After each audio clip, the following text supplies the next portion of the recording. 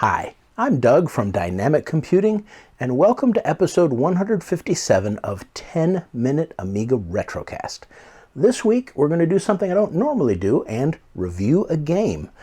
And why am I reviewing a game? Well, because our good friend, Amiga Cammy, who you see right here, the lovely and talented Amiga Cammy, and yes, that's how she dresses every day, she's hosted for a couple of years now the Amiga Game Jam on itch.io, at least this year it's on itch.io, where she has people write Amiga games and then has people vote on them.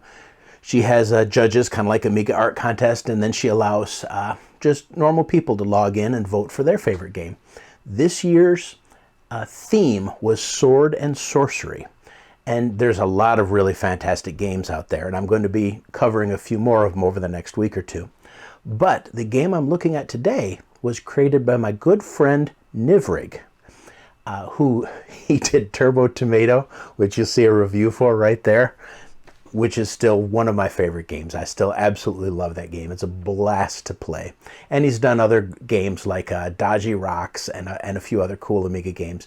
You can find his stuff on itch.io. The link will be right in the description. Well, this game is a roguelike game with, in my opinion, it has some elements of Berzerk in it. When I'm playing it, it kind of reminds me a little bit of Berzerk, but it's a heck of a lot of fun. It has a lot of unique little features to it, but I'm going to talk about all those in my review for the game, which we're going to show in a second. The other cool thing about this game is it supports dual stick joysticks. So if you've got a joystick, for example, you're playing this on WinUAE or something like that, or the Pimiga that Chris Edwards does, you can use one of your cool joysticks like this little guy right here, this little Logitech that I use with my Pimiga. Dual stick, worked just fine. Dual stick hooked up to your A500 Mini probably will work just fine. I do need to test that one out. For the Amiga, there's apparently a dual stick joystick available that I have not done any research on, but I think there's a little bit of info on the itch.io site. Now, I gave it the good old college try to use my Robotron controller, which you'll see right here. This is for Robotron, specifically on the Atari 7800. It's a dual stick controller for that, created by my good friends over at Retro 8-Bit Boys. They do some really cool joysticks. Unfortunately, it just didn't really work. I think the dual sticks might have worked, but button A, the first button, doesn't function. And only button B works, and that doesn't even let you activate anything in the program. So, rats, doesn't work. So I'm going to contact my friend over at Retro 8-Bit Boys and see if he can do a custom version for the Amiga. Dual A and B fire buttons and dual stick. Maybe he can, I don't know. But for now, let's jump right into the review. Take a look. So here's our title screen for Rogue Declan Zero, which is actually quite beautiful in its own right. Let's take a look at some of the options. For control options, we can use the CD32 controller, single joystick, joystick plus lock, which allows you to use a second button to control what direction you're firing and lock it that way. 2 times joysticks, which means you can play with 2 joysticks at the same time, using the control stick for directional and for movement. Or you can use a specialized joystick that has 2 control sticks on it, if you can find one. CD32 controller and the Abstraction DS controller. We're going to go with single controller joystick. Options, we can change our mode from normal to endless, change our music and sound options. Credits, design and programming, John Gervin. Audio, DJ Maytune and Hoffman. We all know Hoffman. Graphics by Tony Galvez and 0x72. Audio mixer is Jerome Noster, music player Frank Willie, and then we have a couple of Q&A testers here too. Let's go ahead and start the game and talk about it. We're going to make sure we're on the right control scheme. How deep can you go? So you play the eponymous knight here, Declan, and you can shoot in any direction. In single joystick mode, you're shooting in whatever direction you're facing. These are little demons that are spawning all over the dungeon, which is the entire point of the game. They're spawning, and you have to defeat the portals they spawn from. You have these chests. You shoot the chests, and inside are different kinds of treasures. Like here's a coin. We're going to use that to purchase things in the shop. Now, in each room, take a look down where Declan is. See the XP 26? Every time I shoot a beastie, I get experience points. There is a point of diminishing return. You can't just sit in a room and destroy beasties, even though they will continually respawn. Eventually, they'll respawn and they'll say demons keep spawning, but XP you can gain in each room is limited. Now, when I shoot a beastie, I get no more points, but that is for this specific room only. And it just means you can't sit there and spam and increase your levels by sitting in an easy room and continually spamming. This potion freezes demons for a short time. Now note, you cannot collect and save these potions. They're single use and they're used exactly when you open up the chest. Now the beasties are frozen and I can shoot them away, and they're not moving for a couple of seconds, 10 or 15 seconds. Now here's a shard. You collect a certain number of these shards to open up the portals. And in level 1, there are 3 shards you need to collect. In advanced dungeons, you collect more shards. And so you go through this randomly generated dungeon. Well, there's another coin.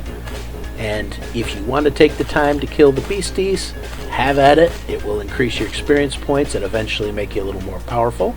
Or you can just run past them and go and collect more treasure and hopefully find more portal pieces.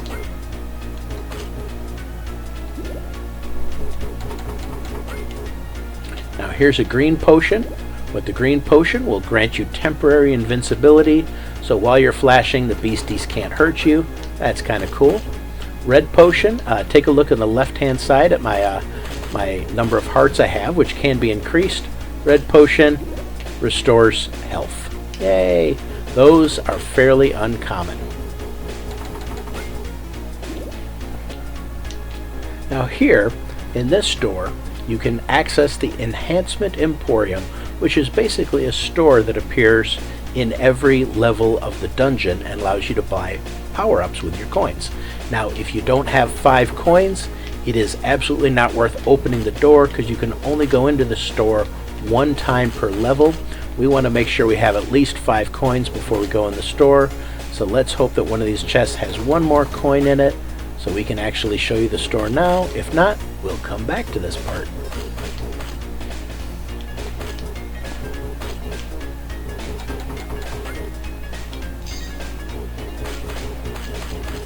Now we did not get our 5th coin, so we're going to come back to this level when we can actually spend the money. Now this room here, this is where the portal actually is. See that little glowing doorway at the bottom? That's the portal barrier. That will not unlock until I find all 3 pieces of the shard for this level. So we're not only looking for another coin, we're looking for that 3rd shard piece. Aha! I'm up to 253 experience points. At 250, you level up, and then each time you double your score again, you go up another level, which is kind of cool. So let's find the last shard and also another coin. So there's a coin, so I can show you the store.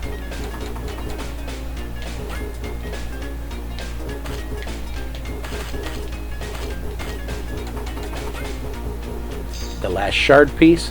Now see how the portal barrier at the bottom opened? I could go in there and enter the level, or end the level, but I want to go spend some money at the store and power up a little bit. Yay, I'm rich. Let's head back. Now back at the store level, just shoot the door a couple of times. Bing, bang, boom, and the store opens. Head in. We can buy various upgrades. This makes you move faster. This gives you more hearts. This makes your weapon more damaging. This allows your weapon to recharge faster, and this increases your rate of speed. We can buy 3 things because we have 17 gold. Buy a heart, damage up, and let's speed up a little bit too. Now notice when I exit out of here, the door becomes solid. I cannot come back to the store at this level. I'll have to find another store in the next dungeon. See ya. Now you'll notice while my hearts went up to 4 hearts instead of 3, it did not automatically fill the heart. So I would have to find a red potion to actually fill that heart. But we're actually going to go and do the portal now. We'll go through the portal door, and here's the big baddie. We have to, in this level, we're going to be throwing the shards we collected and hitting the big portal. You want to hit it with as many shards as you've collected on the level. If you touch it, you die. Boom! I hit him with my 3rd shard. We go on to level 2.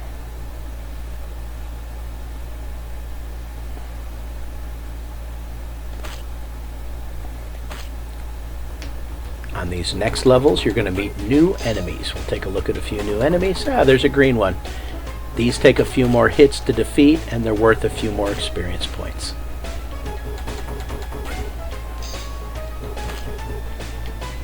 Because I've already leveled up my damage on my weapon, I can defeat them pretty handily.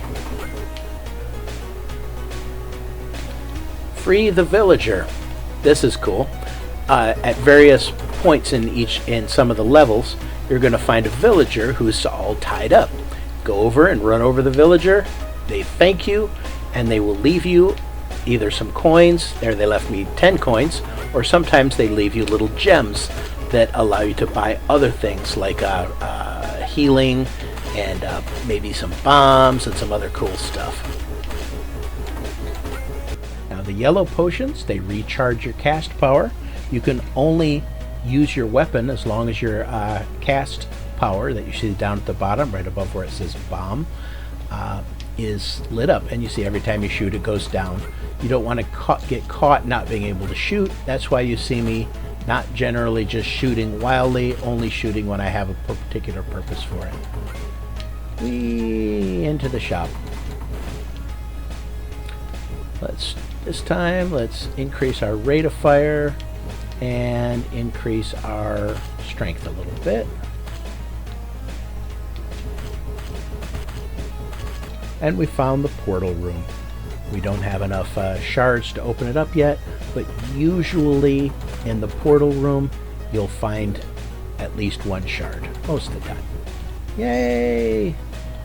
Now we'll enter the portal room, and you'll see the baddie has gotten tougher. Now there's a little doodad floating around him. If your shard hits that little floating doodad, it will bounce back.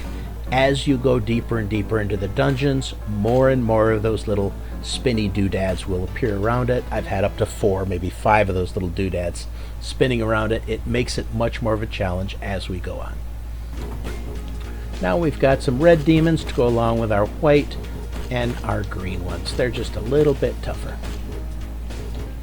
Now this room, you touch all switches until they activate. Activate all switches to open up the charm barrier. That's that little barrier on the right. To activate the switches, you stand on them until all 4 little segments light up, which means you're fairly vulnerable to attack because you're not moving. Makes it so if you had a 2 joystick, makes it much easier because you can fire and stand there and change your direction of firing while you're activating these portals. Let's activate the last one. Yay, the charm barrier's been opened.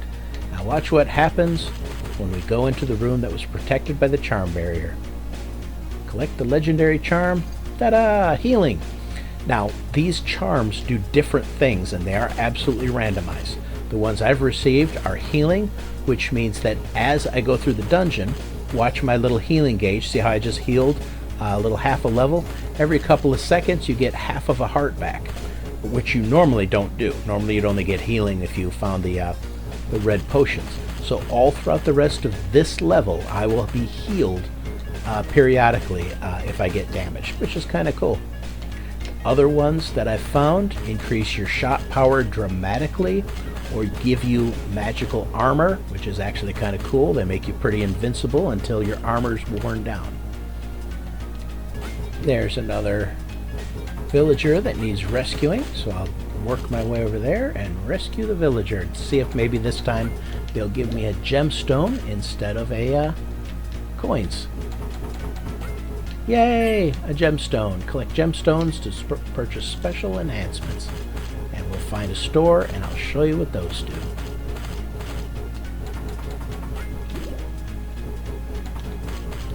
So far, that's the only place I've seen the gemstones, are recovering them from villagers. Okay, here's our shop. We have 15 coins, which might be enough to buy a little something. Ooh, look at that, 2 shards in the same room. One more shard to find. That shard will probably be in the portal room. Money, money, money, money, money.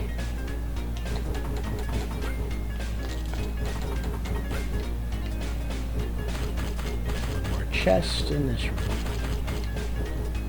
And the baddies are coming fast and furious. Ow! I don't care. I've got healing. Now, I only have 1 gem, so I'm not able to buy either armor or the healing. Normally the villagers would give you 2 gems. That's too bad. Oh well, I'll just speed up a little bit.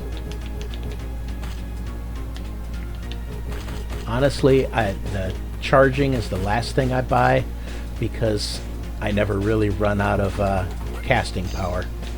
Portal barrier has been opened. Let's see what this baddie looks like on level 3.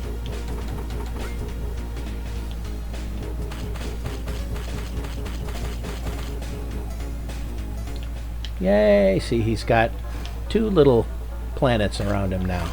And this time I have to hit him 4 times because I have 4 shards. Boom! And that is the game. It gets more difficult as you go through it. It also will get more baddies, different kinds of baddies. You've got dragons, you've got spike traps now. There are giant snakes that come out. There are tanks that are virtually invulnerable to your attacks. But as you go through the dungeons, deeper and deeper, you find more and more baddies that move faster and faster. Here, I'm going to go over the spikes before they go up. Now the spikes are up. If I touch them, I'll get injured. Now they're down. Yippee-ki-yay. Okay, another room to activate the switches. Let's just see what kind of cool treasure we get in this one. Give you guys a little more flavor for what kind of things you can find. Now notice those red baddies now are shooting me. Naughty little guys. And those bullets eventually, when you get down in the level, get fast and furious. Now watch these little blue guys here. These are kind of cool. They explode when you get too close to them. They turn into little bombs and explode. Yay! Let's see what kind of treasure we get. Double cast. Nice. Let's see how powerful that is. Whoo! Double the bullets, double the fun. And again, these last for the entirety of this dungeon.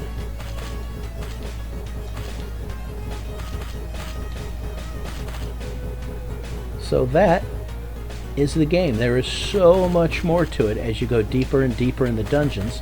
Again, I've gotten to about level 7, dungeon 7, and each level I'm finding new stuff, new enemies, new baddies, new powers. Really, really, really a lot of fun. I recommend the game wholeheartedly. So as you can see, it's a pretty cool game. It's a lot of fun. I like the rogue style games. They're just a blast to play, the pick up and play and see if you can get just a little bit closer. Now, is everything perfect with this game? No. You know me when I do a review of anything. If there's a flaw in it, I'll point it out. Biggest complaint that I have is when you're playing with a single joystick, like an Atari type joystick or one of the million Amiga joysticks that we commonly use that has one button, the B button for bombs, which honestly I got up to level 7 and I never even found a bomb, but the B button is to activate the bombs. It really needs to be mapped to a button on the actual keyboard. Spacebar, whatever, B button, whatever. Just so if you're playing with a standard joystick, you still have access to it. Simple fix. I bet he's going to fix that in the next update. The other thing that would be kind of cool, but I don't know if he would be able to implement, is to be able to store potions for future use. Think of Roguecraft by our friends at Badger Punch Games for the Commodore 64 and the version for the Amiga that I'm going to review hopefully soon. It lets you store up different potions and use them at different times. In Rogue Declan Zero, you have to use a potion as soon as you find it. As soon as you break a chest, there's a blue potion, there's a red potion, there's a green potion, whatever. You touch it, it's used. Be cool to have a little inventory so you can use a freeze potion when you need to, or a health potion when you need to. Again, probably not hard to implement. I don't know if he will or not, but it's just a thought that I have. I love the fact that you can get more powerful over time. You gain levels, you gain powers, strength, and ability, and you keep those throughout the game. That really makes it a lot of fun trying to level your little dude up as you go deeper and deeper into the dungeons.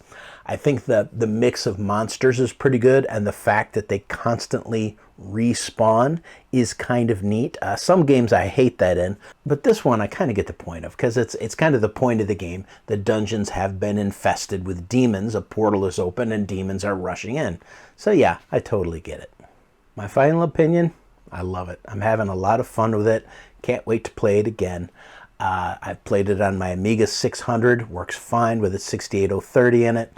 I played it on my Amiga 1200, which is where I recorded the video from. That has a Pi Storm 32 in it. Works just fine, no issues at all, no sound issues, no speed issues, no control issues. It'll work on many, many, many different kinds of Amigas, as long as you have the right joystick to really take advantage of it. This thing is good. Pop onto his itch.io site, drop the man a few bucks, buy a couple of his other games while you're there. You won't regret it. Huge thanks to all my patrons who you see scrolling over this lovely gameplay a little bit later in the game of Rogue Declan Zero. You patrons are at the absolute best. Love you all. If you want to join in the fun, hop on over to 10mark's patron site, which is patreon.com/10mark. And you can join in for as little as $2 a month. Thanks, guys. So be sure to check out the Amiga Cammy's Game Jam, Amiga Game Jam. The link is right in the description. There's still time to vote and download all these different games and try them yourself and vote on them. Please do that. Please follow me on Mastodon, Threads, Facebook, Instagram, and that other one, WXYZ, whatever that is. Please like and subscribe. It does wonders for the algorithm. Have a conversation with me. Tell me what you like about the game. Tell me what you like about rogue type games, or just chat with me. I'd love to hear from you guys in the comments. But until next time, this is Doug from 10 Minute Amiga Retrocast, signing out.